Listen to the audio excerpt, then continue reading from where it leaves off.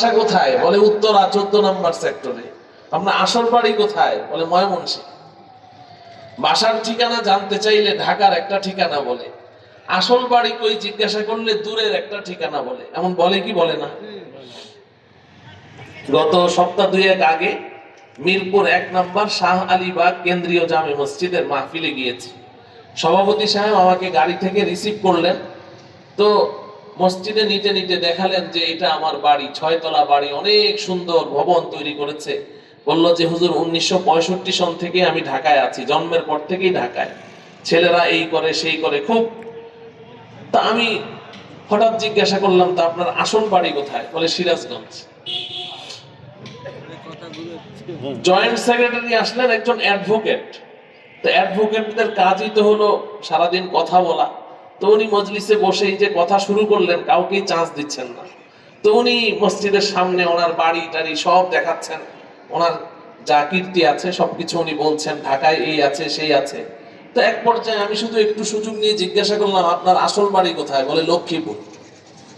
তা আমি জিজ্ঞাসা করলাম, আপনার সব ঢাকায়, লক্ষ্মীপুরকে আসল বাড়ি কেন বলেন? ঢাকাকে আসল বাড়ি বলেন?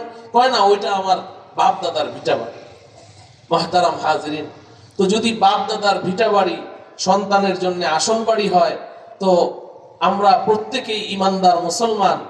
আমাদের একজন ইমানদার মুসলমানের আসল বাড়ি কুমিল্লা, নোয়াখালী, সিলেট, চিটাগাং, রংপুর, দিনাজপুর কিংবা খুলনা, বরিশাল হতে পারে না। প্রত্যেকটা ইমানদার মুসলমানের আসল বাড়ি কোথায়? জোরে বলেন। জান্নাত আমাদের আসল বাড়ি। কোনো সন্দেহ আছে কি? না, কোনো সন্দেহ নেই।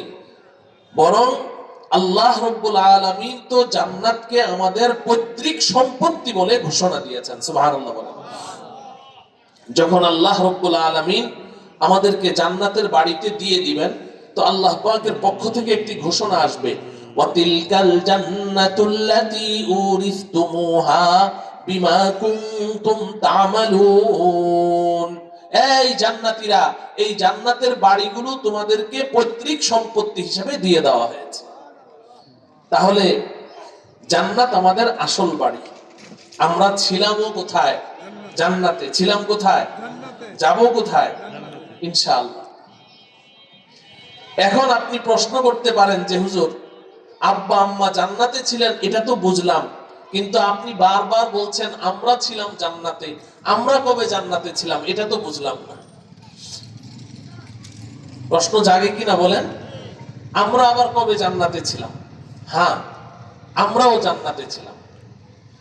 সূরাতুল বাকারা 32 নং আয়াতে আল্লাহ রাব্বুল আলামিন আমাদের আব্বা আম্মাকে যে জান্নাত থেকে বের করে দিয়েছেন, দেওয়ার সময় আল্লাহ পাক যে কথাটা বলেছিলেন, ওই কথাটা সূরাতুল বাকারার 32 নং আয়াতে আছে।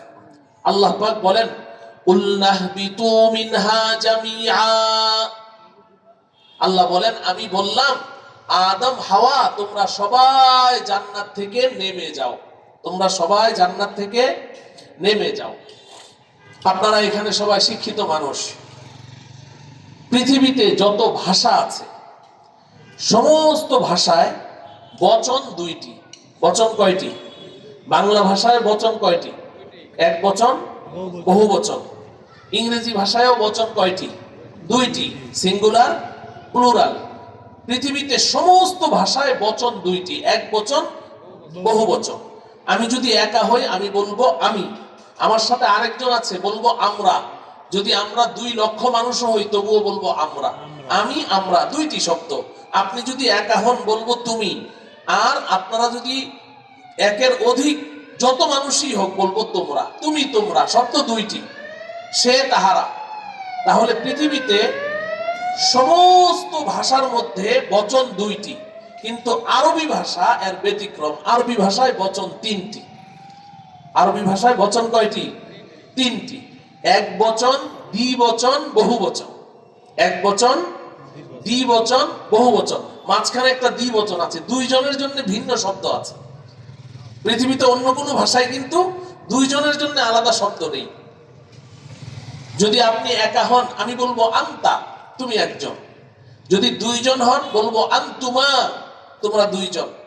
আর যদি 2 এর অধিক হন তাহলে বলবো আন্তুম, তোমরা সবাই। তাহলে আরবি ভাষায় বচন কয়টি বলেন? তিনটি।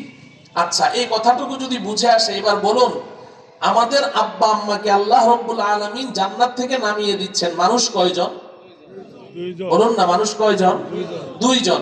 তো দুইজন যদি হয়, তাহলে আরবি ভাষার ব্যাকরণ অনুযায়ী এখানে কোন বচনটা ব্যবহার হবে? এক বচন, দ্বিবচন, বহু বচন, এর মধ্যে কোন বচনটা ব্যবহার হবে? দ্বিবচন। বলেন কোন বচন?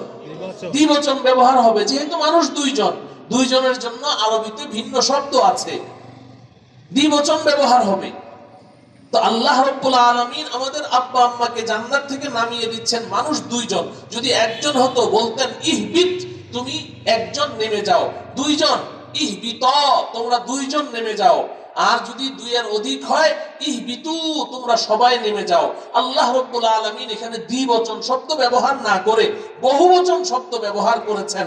প্রশ্ন জাগে, মানুষ দুইজন, আল্লাহ বলবেন ইহবিতু মিনহা জামিআ, তোমরা দুইজন জান্নাত থেকে নেমে যাও। আল্লাহ পাক তোমরা দুইজন নেমে যাও না বলে আল্লাহ বলছেন তোমরা সবাই নেমে যাও।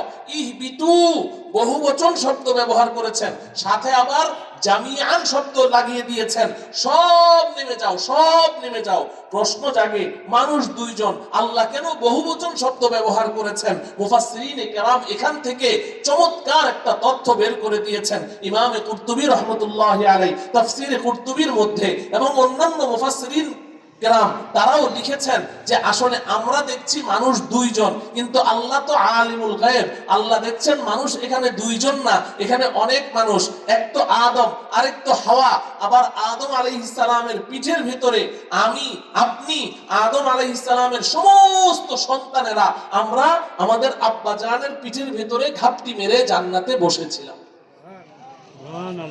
এই কারণে আল্লাহ রাব্বুল আলামিন দ্বিবচন শব্দ ব্যবহার না করে বহুবচন শব্দ ব্যবহার করেছেন।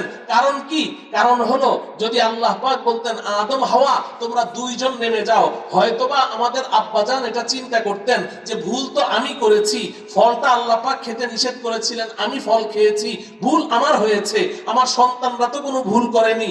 আদম আলাইহিস সালাম পিঠের ভেতর থেকে সবগুলো সন্তান আমাদেরকে বের করে জান্নাতে রেখে আব্বা আম্মা একা চলে আসতেন, এমনটা সম্ভাবনাও ছিল। এজন্য আল্লাহ রাব্বুল আলামিন এই সুযোগটা আব্বাজানকে দিলেন না। না না, তুমি একা গেলে হবে না, তোমার পিঠের ভেতরে তোমার যত সন্তান আছে সন্তানদেরকে নিয়েই জান্নাত থেকে নেমে যাও। এই কারণে আল্লাহ পাক দ্বিবচন শব্দ ব্যবহার না করে বহুবচন শব্দ ব্যবহার করেছেন। এই ছাত্ররাই, কত ছবি উঠাইতে হয়, এ কি তামাশা নাকি? আমার কথা কি বুঝে আসছে আপনার? তো এই আয়াত থেকে কি বোঝা গেল?